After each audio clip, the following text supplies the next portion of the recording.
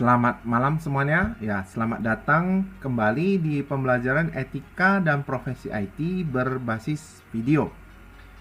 Jadi untuk pertemuan hari ini kita akan membahas mengenai kode etik, ya. Nah, apa yang dimaksud dengan kode etik? Kita lihat. Kode etik adalah suatu sistem norma, nilai, dan juga aturan profesional tertulis yang secara tegas menyatakan apa yang benar dan baik dan apa yang tidak benar dan tidak baik bagi profesional. Kita sudah pernah membahas mengenai kode etik ini walaupun hanya sekilas. Jadi serasa untuk kode etik, mahasiswa mengerti apa yang dimaksud dengan kode etik tersebut. Seorang profesional punya yang namanya kode etik. Kode etik ini mengatur apa yang disebut dengan benar dan apa yang disebut dengan tidak benar. Apa yang disebut dengan baik dan apa yang disebut dengan tidak baik. Ya, untuk si profesional tadi. Singkatnya adalah kode etik suatu pola, aturan, tata cara, tanda pedoman etis ketika melakukan suatu kegiatan atau suatu pekerjaan. Artinya adalah kode etik mengatur bagaimana si profesional itu untuk melakukan suatu pekerjaannya tersebut atau profesinya tersebut. Tentunya sesuai dengan kode-kode etik yang sudah ada di dalam aturannya tadi. Misalnya seorang programmer, ya, dia menjunjung tinggi kode etiknya dengan tidak menaruh skrip coding malware di dalam program yang sudah dia buat, ataupun seorang wartawan misalnya menjunjung tinggi kode etik dengan tidak menyiarkan hal-hal yang bisa menyakiti hati dari keluarga korban misalnya, ya. Kita next. Pengertian kode etik yang lain yaitu merupakan suatu bentuk aturan yang tertulis yang secara sistematik dengan sengaja dibuat berdasarkan prinsip-prinsip moral yang ada dan ketika dibutuhkan dapat difungsikan sebagai alat untuk menghakimi berbagai macam tindakan yang secara umum dinilai menyimpang dari kode etik tersebut. Jadi ini yang tadi semaksud, bisa jadi seorang profesional melanggar kode etik yang sudah ditentukan secara tertulis tadi. Jadi inilah maksud dari kode etik tadi. Sehingga bagi seorang profesional, kode etik itu adalah suatu aturan yang bisa mengikat dia untuk secara tidak langsung berlaku secara profesional dari profesinya tadi. Oke ya. Berikutnya tujuan kode etik. Nah, di sini tujuan kode etik saya buat ada 8. Sebenarnya ini sudah pernah kita bahas secara tidak langsung di pertemuan yang kemarin-kemarin. Tetapi ya, mengulang sedikit saja. Untuk menjunjung tinggi martabat profesi, ya sudah pasti betul. Yang kedua, untuk menjaga dan memelihara kesejahteraan para anggota. Kalau tadi martabat profesi dia itu sudah tinggi, maka anggota yang ada di bawah dia itu bisa terpelihara kesejahteraannya, ya, karena martabat profesi A itu sudah bagus di mata masyarakat. Kalau orang banyak yang percaya, tentu kesejahteraan dari anggota juga akan meningkat, ya. Kemudian, kalau sudah meningkat kesejahteraannya, maka para anggota yang ada di profesi tadi sudah pasti akan menunjukkan pengabdiannya. Atau pengabdian daripada anggota itu akan meningkat seiring dengan kesejahteraan yang dia terima. Keempat, untuk meningkatkan mutu profesi. Sudah pasti, ya, semakin orang punya kode etik, semakin tinggi juga lah mutu dari profesi tersebut.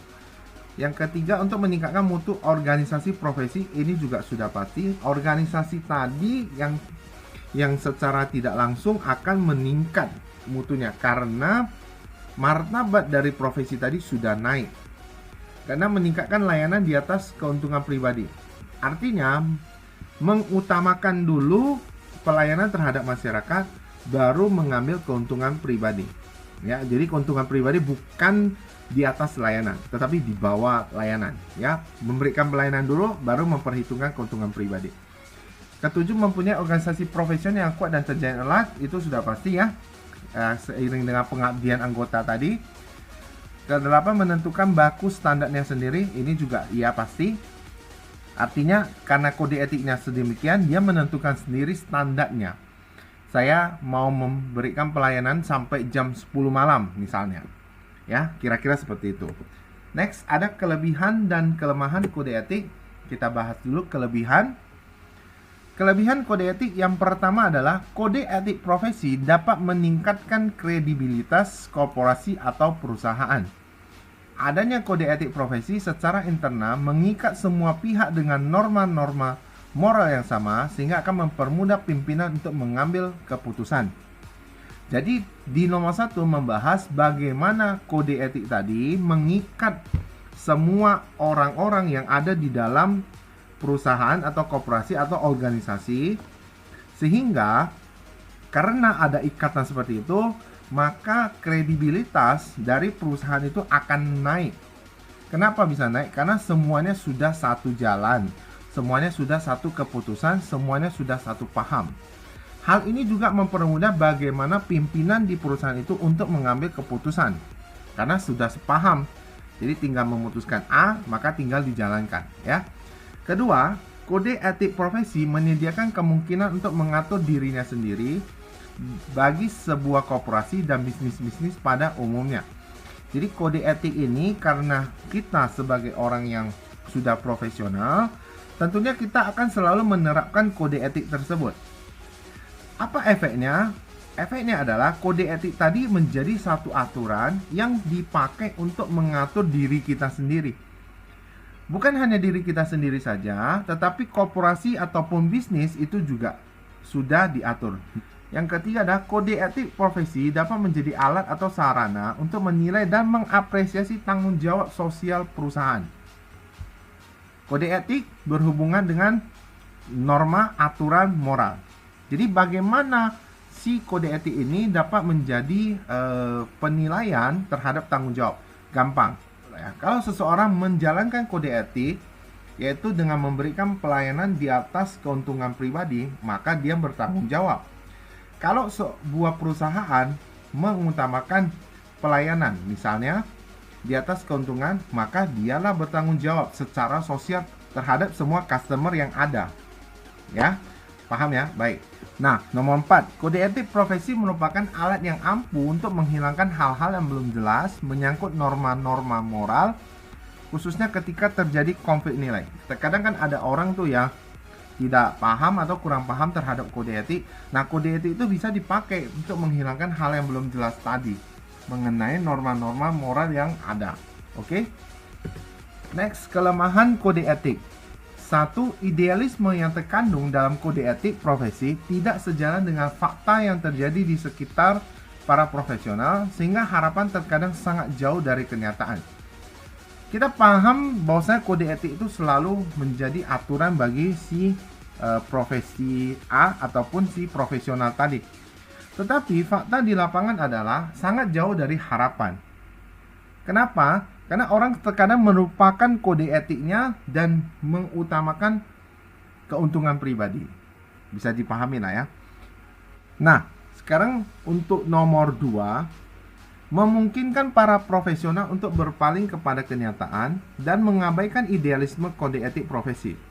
Kode etik profesi bisa menjadi pajangan tulisan berbingkai. Kode etik itu ada, tetapi sering diabaikan atau sering dilupakan oleh si profesional tadi. Sehingga kenyataannya, karena mengutamakan layanan pribadi, maka kode etik itu hanyalah sebuah tulisan berbingkai yang dipajang. Jadi tidak ada fungsinya, kurang lebih seperti itu. Nomor 3, kode etik profesi merupakan himpunan norma moral yang tidak dilengkapi dengan sanksi keras karena keberlakuannya semata-mata berdasarkan kesadaran profesional. Kode etik sejauh ini tidak ada sanksi yang keras, ya. Sanksi yang paling diterima oleh si profesional tadi ya paling dikucilkan oleh masyarakat. Tidak ada sanksi keras seperti dihukum, dipenjara, tidak ada. Jadi karena tidak ada sanksi yang seperti itu, maka orang-orang yang punya profesi jenis A itu ya semata-mata bergantung terhadap kesadaran dari dia sendiri. Kalau dia sadar bahwa kode etik profesi harus begini, maka dia harus menjalankan. Masalahnya adalah si profesional tadi tidak menyadari akan kode etiknya, sehingga kembali lagi adalah mengutamakan keuntungan pribadi. Oke ya. Nomor 4, memberi peluang kepada profesional yang untuk berbuat menyimpang dari kode etik profesinya. Ini serasa sudah lengkap ya, nyambung dengan yang di atas, tidak usah membahas lagi. Next, pelanggaran dan sanksi kode etik.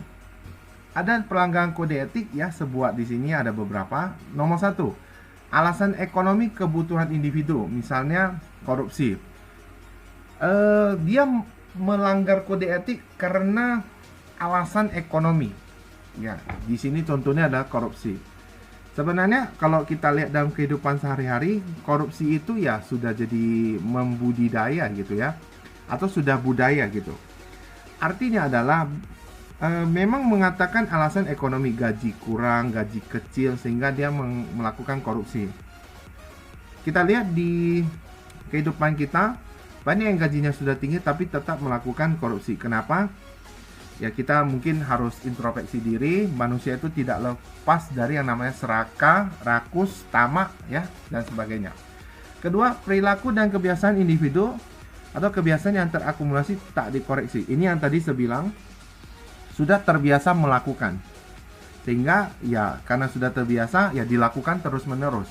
Oke? Lingkungan tidak etis, pengaruh komunitas. Tadinya mungkin dia ada orang yang tidak suka melakukan pelanggaran terhadap kode etik, tapi karena di lingkungannya itu orangnya semua banyak melanggar kode etik, katakanlah korupsi tadi, maka dia juga ikut terpengaruh untuk melakukan korupsi. Ya, betul. Nomor 4, perilaku orang yang ditiru, efek primordialisme yang kebablasan. Ada orang yang tidak mengajari, dia memberikan contoh, atau dia sendiri melanggar kode etik. Kita sebagai orang yang baik-baik saja melihat, kemudian karena sering melihat kita menirunya. Katakanlah korupsi tadi lagi ya. Kelima, sanksi pelanggaran etika. Ya, ini berhubungan dengan etika, karena melanggar kode etik berarti dia juga melanggar etika atau moral tadi ya. Nomor 6, sanksi sosial skala relatif kecil, dipahami sebagai kesalahan yang dapat dimaafkan. Mungkin saja ada beberapa yang karena melakukan kesalahan kecil, kelompok satu komunitas ya, karena merasa aduh itu mungkin kesalahan dia silap segala macam, sehingga gampang sekali orang memaafkan.